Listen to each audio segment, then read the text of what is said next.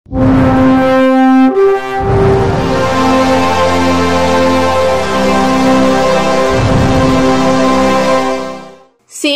BC సంక్షేమ సంఘం శ్రీ పొట్టి శ్రీరాములు నెల్లూరు జిల్లా కమిటీ ఆధ్వర్యంలో మహాత్మా జ్యోతిరావు పులే 135వ వర్ధంతి కార్యక్రమాన్ని ఘనంగా నిర్వహించారు. ఈ కార్యక్రమానికి ముఖ్య అతిథులుగా రాష్ట్ర అధ్యక్షులు ఉల్లిపాయల శంకరయ్య ముఖ్య అతిథిగా విచ్చేసి మహాత్మా జ్యోతిరావు పులే విగ్రహానికి పూలమాలలు వేసి ఘనంగా నివాళులర్పించారు.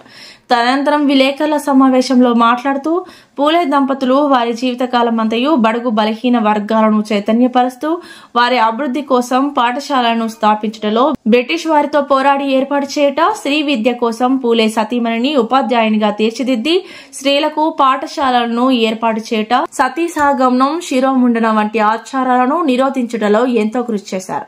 ఇటువంటి మహానీయుని జీవిత చరిత్ర భారతదేశ వ్యాప్తంగా పాఠ్యాంశాలలో చేర్చాలి.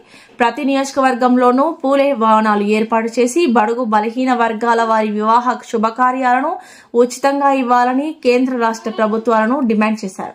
ఈ కార్యక్రమంలో B Rambabu, Y Penchalayya, S Bangarayya, CH Venkateswarlu, D Leelamohan, K Jayaramaraju, O Yadavayya, K Shekar, I Ramesh, Achari తదితరులు పాల్గొన్నారు.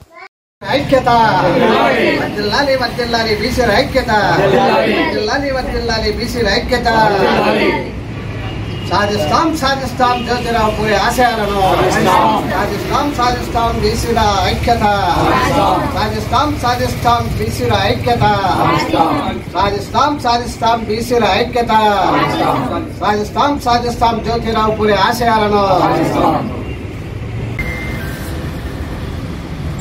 ఈరోజు జ్యోతిరావు పూలే 135వ వర్ధంతి సందర్భంగా బీసీ సంక్షేమ సంఘం అధ్యక్షులు గౌరవనీయులు ఉల్లిపాయల శంకరయ్య గారి ఆధ్వర్యంలో ఆయనకి ఘనంగా నివాళులు అర్పించడం జరిగింది.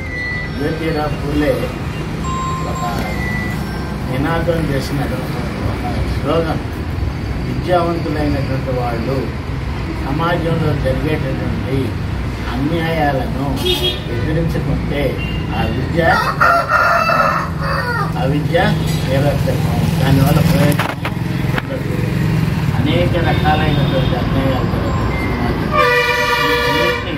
ఒక విద్యావంతుడంటే వెలుగెత్తి చూసేదానికి, చూపించేదానికి మొదట సంసిద్ధులైతే దాని వెనక వేల మంది వస్తారు. సమస్య పరిష్కారం అయ్యేదానికి అవకాశం ఉంటుంది. రాష్ట్ర కేంద్ర ప్రభుత్వాలు అనేక సంక్షేమ కార్యక్రమాలను బీసీలకి చేస్తున్నా నిరంతరం మనం వెనక్కి రాజకీయ అధికారాల్లో లోకల్ బాడీస్లో రిజర్వేషన్లో కానీ చట్టసభల్లో విధానసభలో రాష్ట్రాల్లో విధానసభలో కానీ రిజర్వేషన్ లేనందువల్ల మన వాయిస్ని వినిపించేటటువంటి అవకాశాలు లేవు. వాటిని చేయాల్సినటువంటి అవసరం మహిళలకు రిజర్వేషన్ కల్పించాలి. అయితే ఈ బీసీలకి వాటిల్లో ఇంత శాతం అని లేదు. ఎవరైనా బీసీ రిజర్వేషన్లో ఉన్నత వర్గాలు, అగ్రశ్రేణి వర్గాలు వాళ్ళు మాత్రమే పోటీ చేసుకుంటూ, కాబట్టి చట్టసభల్లో బీసీలకి రిజర్వేషన్ అత్యంత అవసరమని భావిస్తూ ప్రభుత్వం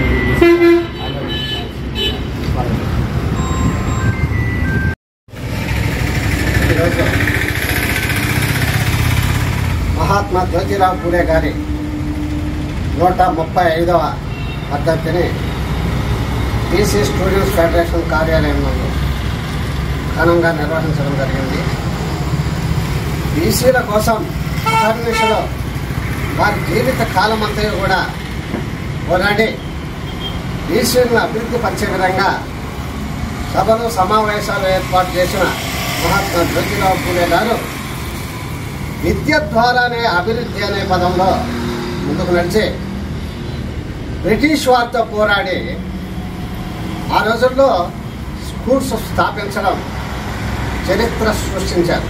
అదేవిధంగా మహిళా విద్య కోసం వారి సతీమణి సావిత్రిబాయి పూలే గారిని విద్యావంతురాలుగా తీర్చిదిద్ది మహిళల విద్య కోసం ఎంతో పాటుపడిన ఘనత మన మహాత్మా జ్యోతిరావు పూలే గారు.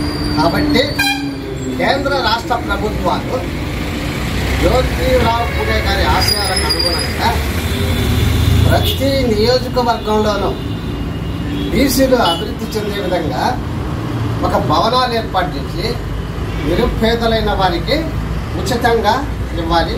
అదేవిధంగా ప్రతి నియోజకవర్గంలోనూ భారతదేశ వ్యాప్తంగా బీసీ గురుకుల పాఠశాలను ఏర్పాటు చేస్తే కొంతవరకు బీసీలకు విద్య బాగా అందే అవకాశాలు ఉంది.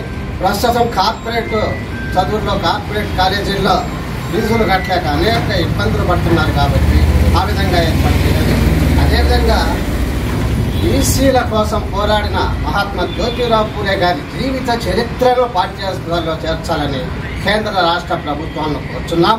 అదేవిధంగా రాష్ట్ర ప్రభుత్వం రాష్ట్రంలోని బీసీలకు రాబోయే రోజుల్లో ఉన్నతంగా ఉండాలంటే రాజకీయంగా ఎదగాలి. రాజకీయంగా బీసీలు ఏ రోజైతే ఎదుగుతారో వాళ్ళ అభివృద్ధి పురోగతి సాధ్యమవుతుంది. ఈ సందర్భంగా తెలియజేస్తూ బీసీలకు 50% రిజర్వేషన్ ఇవ్వాలని చెప్పేసి ఈ సందర్భంగా రాష్ట్ర ప్రభుత్వాన్ని కోరుచున్నాం.